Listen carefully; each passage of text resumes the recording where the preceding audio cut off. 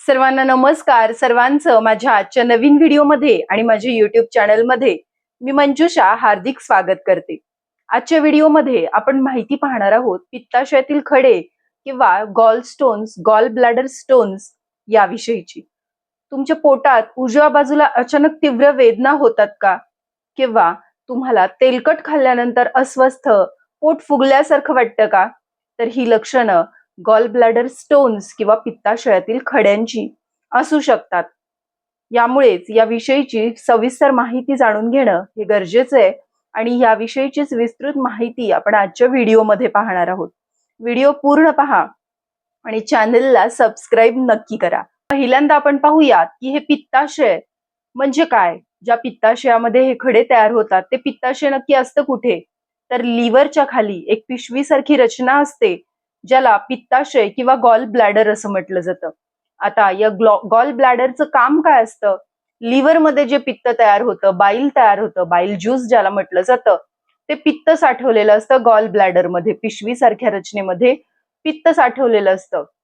आणि ज्यावेळी आपण जेवतो त्यावेळी ते पित्त आतड्यांमध्ये सोडलं जातं पचनासाठी. चरबीयुक्त जड अन्न आपण ज्यावेळी खातो ते पचनासाठी, त्या पचनासाठी हे बाईल ज्यूस किंवा पित्त आवश्यक असतं. आणि गॉल ब्लॅडरचं काम असतं की हे पित्त साठवून ठेवणं. पित्ताचे खडे कसे तयार होतात? पित्ताशयात खडे कसे तयार होतात? तर जे हे पित्त आहे त्याच्यामध्ये कोलेस्ट्रॉलचं प्रमाण वाढतं आणि त्यावेळी हे पित्त घट्ट पडू लागतं, त्याचे स्फटिक तयार होतात, त्याचे खडे तयार होऊ लागतात आणि हे खडे पित्ताशयामध्ये साठून राहतात. यालाच गॉल ब्लॅडर स्टोन्स असं म्हटलं जातं. सामान्यतः हे खडे कोलेस्ट्रॉल पासून बनलेले असतात. खड्यांचे देखील दोन प्रकार असतात. एक म्हणजे कोलेस्ट्रॉल स्टोन्स जे कोलेस्ट्रॉल पासून बनलेले असतात आणि दुसरे म्हणजे पिगमेंट स्टोन्स. हे पिगमेंट स्टोन्स रक्तातील कुठला आजार जर तुम्हाला असेल तर त्यापासून हे गॉल ब्लॅडर स्टोन्स किंवा पित्ताशयातील खडे बनलेले असतात. अशा प्रकारे या खड्यांचे देखील दोन प्रकार आहेत.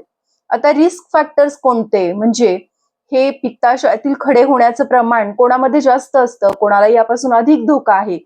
तर 40 वर्षावरील ज्या व्यक्ती असतात त्यांना वयोमानानुसार पित्ताशयात खडे तयार होऊ शकतात. ज्यांचं वजन जास्त आहे प्रमाणापेक्षा, BMI पेक्षा ज्यांचं वजन अधिक आहे त्यांना पित्ताशयात खडे होण्याचा धोका असतो. काही लोक अचानक वजन कमी करतात, तर अचानक वजन कमी केलं तर त्यामुळे देखील पित्ताशयात खडे होऊ शकतात.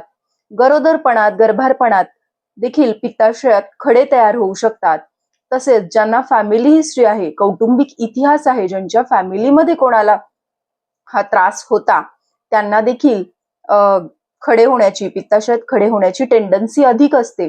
मधुमेही रुग्णांना देखील पित्ताशयात खडे होण्याची शक्यता अधिक असते. अशा प्रकारे या सर्व व्यक्तींना आणि अचानक कोणालाही हा त्रास उद्भवू शकतो. आता या आजाराची, गॉल ब्लॅडर स्टोन्सची लक्षणं काय आहेत? तर यामुळे तुमच्या उजव्या बाजूला पोटात अतिशय तीव्र वेदना होऊ शकतात किंवा तुमच्या खांद्यामध्ये याच वेदना, पोटातल्या वेदना तुमच्या खांद्यापर्यंत, पाठीपर्यंत देखील होऊ शकतात. उजव्या बाजूला ज्यावेळी पोटात किंवा खांद्याला दुखत असतं त्यावेळी ते गॉल ब्लॅडर स्टोन्सचं म्हणजे पित्ताशयातील खड्याचं लक्षण असू शकतं. आता हे पित्ताशयातील खडे ओळखायचे कसे? आपल्याला जर वाटतंय की आपल्याला पित्ताशयात खडे आहेत तर ते ओळखायचं कसं? त्यासाठी कुठली टेस्ट आहे का? तर हो, तुम्ही अल्ट्रासाउंड म्हणजे सोनोग्राफी करून पाहू शकता की पित्ताशयात खडे आहेत किंवा नाहीत. डॉक्टर्स तपासून तुम्हाला सोनोग्राफी करून ताबडतोब सांगतात की पित्ताशयात खडे आहेत किंवा नाही. आता समजा पित्ताशयात खडे असतील तर काय करायचं? पित्ताशयातील खड्यांचा तुम्हाला कुठलाही त्रास नसेल, कुठलीही लक्षणं जाणवत नसतील तर तुम्ही फक्त ऑब्झर्वेशन करणं म्हणजे निरीक्षण करणं किंवा आपल्याला काही त्रास होतोय का आणि रेग्युलर फॉलोअप घेणं म्हणजे 6 महिन्याने, वर्षाने एकदा सोनोग्राफी करून घेणं हे देखील महत्वाचं आहे. ज्यावेळी तुम्हाला या पित्ताशयातील खड्यांमुळे वेदना होत असतील, कावीळ होण्याचा देखील धोका असतो या पित्ताशयातील खड्यांमुळे, ज्यावेळी तुम्हाला असा काही धोका जाणवत असेल त्यावेळी तुम्ही ताबडतोब शस्त्रक्रिया करून, एक छोटी शस्त्रक्रिया असते, एक छोटं लॅप्रोस्कोपिक म्हणजे दुर्बिणीच्या माध्यमातून केलेलं एक छोटं ऑपरेशन, ज्याच्यामध्ये जास्त दिवस हॉस्पिटलमध्ये राहावं लागत नाही, वेदना त्या मानाने कमी असतात असं एक छोटं ऑपरेशन करून घेतलं तर त्यामुळे गॉल ब्लॅडर हे पूर्णपणे काढलं जातं आणि गॉल ब्लॅडर जरी शरीरातून पूर्ण काढलं तरी त्याचा शरीराला विशेष त्रास होत नाही. गॉल ब्लॅडर शिवाय देखील आपण पूर्णपणे एक नॉर्मल आयुष्य जगू शकतो. त्यामुळे गॉल ब्लॅडर काढल्याने तुम्हाला कुठल्याही प्रकारचा धोका किंवा कुठल्याही प्रकारचा त्रास होण्याची शक्यता नाही. परंतु तुम्ही जर हा आजार अंगावर काढला तर त्यातून गुंतागुंत निर्माण होऊ शकते.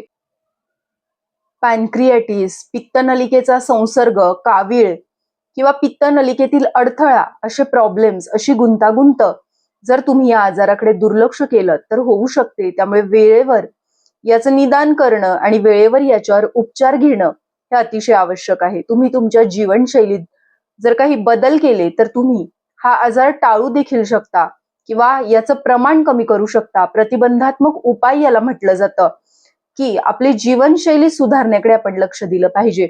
आपला आहार संतुलित ठेवला पाहिजे. आपल्या रोजच्या जीवनामध्ये, आपल्या रोजच्या रुटीनमध्ये व्यायामाचा समावेश केला पाहिजे. नियमित हालचाली, व्यायाम आपण केले पाहिजे. तेलकट, चरबीयुक्त पदार्थ कमी केले पाहिजे. त्याऐवजी तुम्ही सॅलड्स, पालेभाज्या, फळं हे खाण्याकडे अधिक लक्ष दिलं पाहिजे. आणि ज्यावेळी आपली जीवनशैली हेल्दी असेल त्यावेळी आपल्याला पित्ताशयातील खड्यांचा त्रास होणार नाही किंवा जरी झाला तरी त्याची तीव्रता कमी होण्यासाठी मदत होणार आहे. असेच आरोग्यविषयक महत्त्वाचे व्हिडिओ मी माझ्या हेल्थ चॅनलवर नेहमी घेऊन येत असते. असे महत्त्वपूर्ण व्हिडिओज पाहण्यासाठी माझ्या चॅनलला सबस्क्राईब नक्की करा. व्हिडिओ आवडला असल्यास लाईक, शेअर आणि कमेंट करायला विसरू नका. थँक्यू.